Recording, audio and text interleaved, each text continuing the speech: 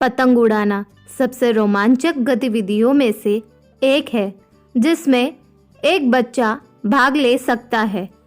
जैसे ही वह इस वस्तु को आकाश में उड़ते हुए देखता है, उसके ऊपर गर्व, खुशी और सफलता की अनुभूति होती है। वे ताज़ी हवा में सांस लेता है और क्योंकि उनके हाथ उनकी पतंग को आगे बढ़ाने वाली हवा से कंपन को महसूस करते हैं। पतंग कागज़, प्लास्टिक या कपड़े से बनी एक उड़ने वाली वस्तु है जो प्रकाश आमतौर पर एक लकड़ी के फ्रेम पर फैली हुई है। लंबी डोरियों से सिरों पर वे हवा में ऊंची उड़ान भरते हैं। पतंगे विभिन्न आकारों और रूपों में आती हैं। कई बुनियादी पतंगे हीरे के आकार की है और चपटी होती हैं। पतंग के चेहरे को निर्देशित करने के लिए आमतौर पर पतंगों पर लगाम और एक पूंछ का उपयोग किया जाता है ताकि हवा में उसे उठा सके। पतंगों की उत्पत्ति एशिया में हुई, हालांकि उनकी स्टिक उत्पादित अज्ञात है। पतंग का सबसे पुराना चित्र 3900 से 9000 वर्ष ईसा पूर्व की एक गुफा चित्रकला में पाया गया था, जो इंडोनेशिया के दक्षिण पूर्व सुलावेसी के मुना द्वीप पाया गया था।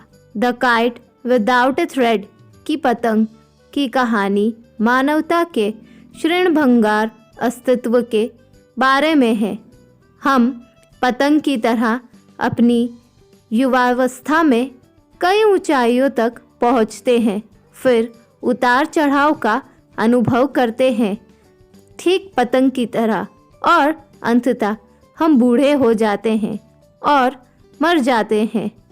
परिणाम स्वरूप इस ग्रह पर हमारा समय सीमित है और हमें इस तथ्य को स्वीकार करना चाहिए। आइए पढ़ते हैं बिना धागे की पतंग की कहानी। एक पिता और बच्चा एक बार पतंग उड़ाने के कार्यक्रम में शामिल हुए। जब छोटे लड़के ने आसमान को रंग बिरंगे पतंगों से भरा देखा तो वह बहुत खुश हुआ। उसने भी अपने पिता से एक पतंग और रोलर वाला धागा खरीदने का अनुरोध किया ताकि वह पतंग उड़ा सके। परिणाम स्वरूप पिता उत्सव की दुकान की ओर चले गए जो पार्क में स्थित थी। अपने बेटे के लिए उन्होंने पतंग और धागे का एक रोल खरीदा। उनका बेटा पतंग उड़ाने लगा। उसकी पतंग जल्दी ही आसमान में ऊंची उड़ान भरने लगी। पिताजी, बेटे ने कुछ देर बाद टिप्पणी की, ऐसा प्रतीत होता है कि धागा पतंग को ऊंची उड़ान भरने से रोक रहा है। अगर हम इसे तोड़ देंगे तो पतंग और भी ऊपर उड़ सकेगी। क्या हम इसे तोड़ने में सक्षम हैं? परिणाम स्वरूप पिता ने धागे को काटने के लिए रोलर का उपयोग किया। पतंग ऊंचाई पर चढ़ने लगी। इससे एक बेटा बहुत खुश हुआ। हालांकि पतंग धीरे धीरे गिरने लगी। वहां तेजी से रहस्यमयी इमारत की छत पर उतरी। छोटे बेटे ने जब यह देखा तो वह दंग रह गया। उसने पतंग को ऊंची उड़ान भरने के लिए उसके डोर काट दी थी, लेकिन वह ज़मीन पर गिर गई। पिताजी, मैंने मान लिया था कि डोर कटने के बाद पतंग आसमान की ऊंची उड़ान भर सकेगी। उसने अपने पिता से कहा, हालांकि यहाँ ढह क्यों गया? बेटा, पिता ने कहा, अपनी अस्तित्व की शिखर पर हम अक्सर मानते हैं कि कुछ चीज़ें हमें बांधती है और हमें अधिक ऊंचाई तक पहुंचाने से रोकती है। जब हवा धीमी हो गई तो धागे ने पतंग को ऊपर रहने में मदद की, और जब हवा तेज हो गई तो आपने धागे के माध्यम से पतंग को उचित दिशा में ऊपर जाने में मदद की।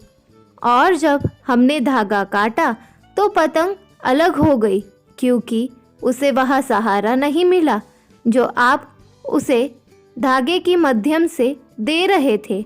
बेटे को पता था कि उसने गलती की है। इस कहानी का निष्कर्ष यह है कि यहाँ तथ्य कि भगवान ने हमारे जीवन में कठिन समय के दौरान हमारा समर्थन करने और देखभाल करने के लिए हमें परिवार, प्रियजनों और दोस्तों को प्रदान किया है। हमें नई ऊंचाइयों तक पहुंचने के लिए प्रोत्साहित करना है।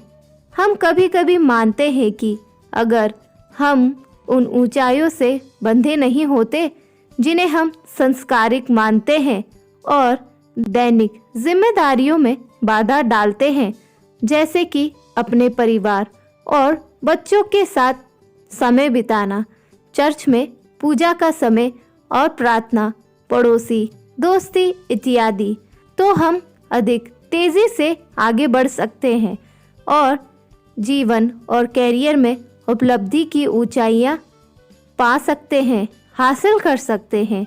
वे हमें बाधित करने या हमें असफल होने की ओर जाने की बजाय हमारी सहायता कर रहे हैं।